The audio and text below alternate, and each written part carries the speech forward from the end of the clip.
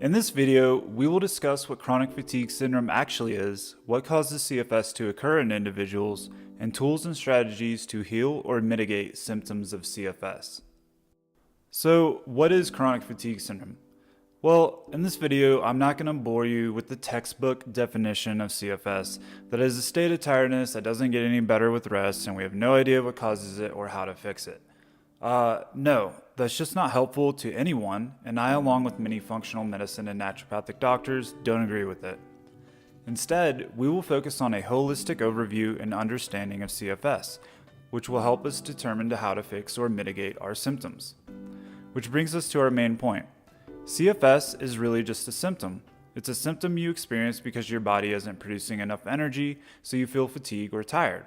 From a biological or molecular perspective, this means the mitochondria, the powerhouse of our cells, thanks high school biology class, aren't producing enough ATP, adenosine triphosphate, the main energy molecule in the body.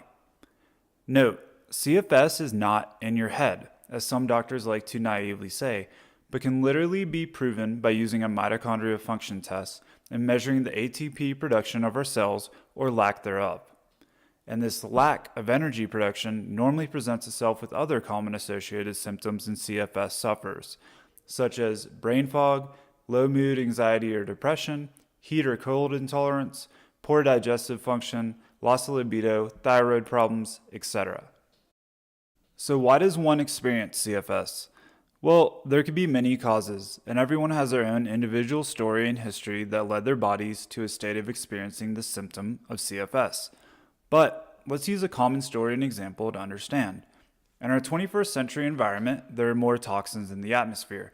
These toxins begin to take a toll on our body. Also, many of us eat a less than optimal diet, with foods that are lacking in vitamins, minerals, and micronutrients that our bodies need to function optimally.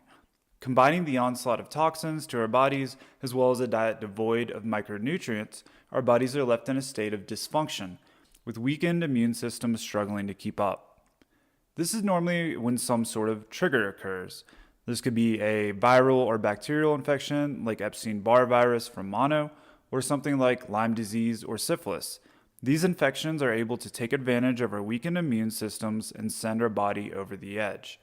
In fact, Dr. Martin Lerner reckons EBV is implicated as a causal factor in over 80% of CFS cases. From there, it commonly spirals out of control, leaving us further susceptible to the common cold, unable to fight off viral or bacterial pathogens, and even beginning to develop, if we haven't already, leaky gut or candida yeast overgrowth. From there, our body is left in a weakened state with an overactive or weakened immune system, and we experience chronic fatigue.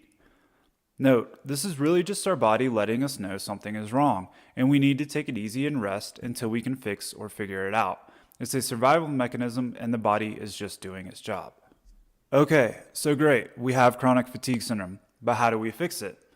While we don't have time to get into all the details, I want to provide you with an overview of areas we'll need to focus on in order to get better, as well as some key tips that can really help to get you feeling better right now. We need to view the big picture of CFS as having two parts: deficiencies, such as lack of nutrition, vitamins, minerals, etc., and blockages, like toxins, infections, etc.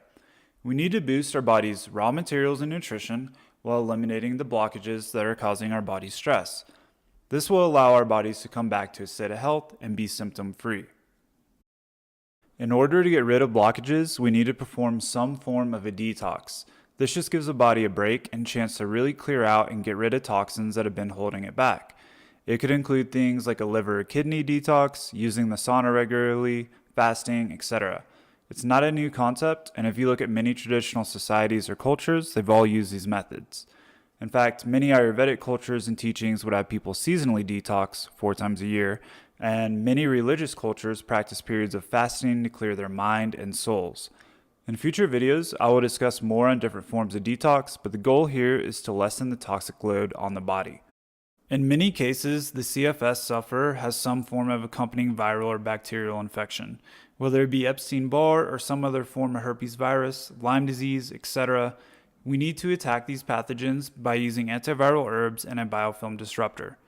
The pathogens normally conceal themselves beneath an outer protective layer called the biofilm, and by utilizing a biofilm disruptor, we can cut this outer layer and help the antivirals get to the pathogens and kill them off. And in some cases, it might even be a good idea to use antibiotics in the short term, but please exercise caution. Which brings us to gut health. This can be a complicated topic, and being able to get a stool test done can be really beneficial in figuring out what's going on. But whether from prolonged antibiotic use or CFS leading to a gut imbalance or vice versa, a majority of CFS sufferers do have some sort of gut issue. These could be issues like leaky gut, SIBO, or Candida yeast overgrowth, where essentially the bad gut bacteria is overpopulated. Again, we'll need to use biofilm disruptors along with antifungals and antibacterials, while also adding in probiotics like Saccharomyces boulardii. By healing your gut, your body will be better able to break down the food you eat and actually extract the raw materials and nutrition. Your body will then run more efficiently and you will feel better. While not flashy, diet is very important. This affects how your body feels and how your body runs, and even the state of the bacteria or microbiome in your gut. This can lead to helping your body feel better by getting nutrients and minerals, or can hinder your body and make you feel bloated, tired, or anxious while feeding the bad bacteria in your gut like yeast and candida, which cause these unwanted symptoms. I won't get into the specifics as there are many different schools of thought on diet right now with things like paleo and ketogenic diets, vegan or vegetarianism, etc.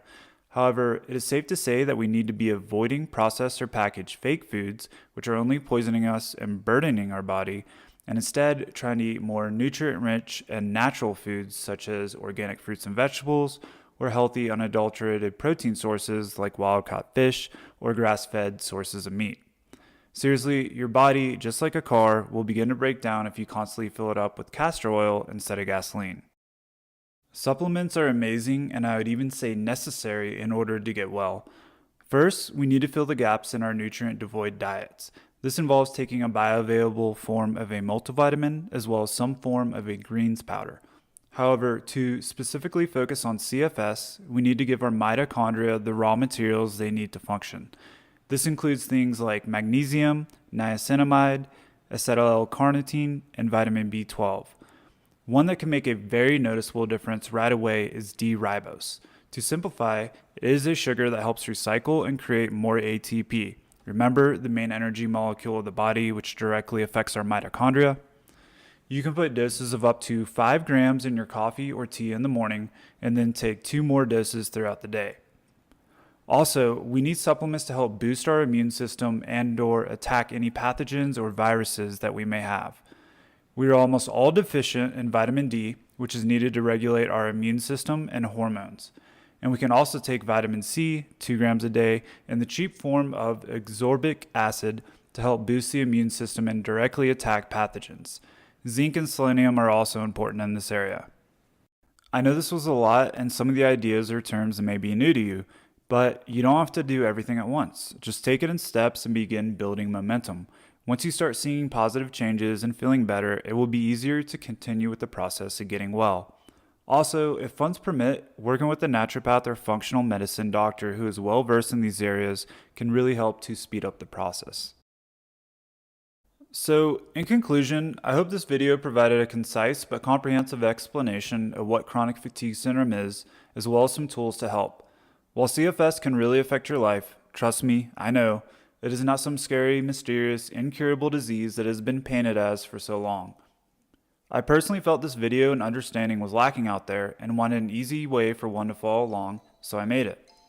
Below I've linked Dr. Sarah Myhill's Chronic Fatigue Syndrome and Myalgic Encephalitis, which goes really in depth on CFS as well as healing it. If you still have questions or need a more in-depth understanding or a step-by-step guide to getting well, it's an excellent resource. I've also linked some of the products discussed here. If you enjoyed the video, please give a like, comment, or consider subscribing as I will be releasing future content. Either way, thanks for listening and good luck on your journey to optimizing your own health and well-being.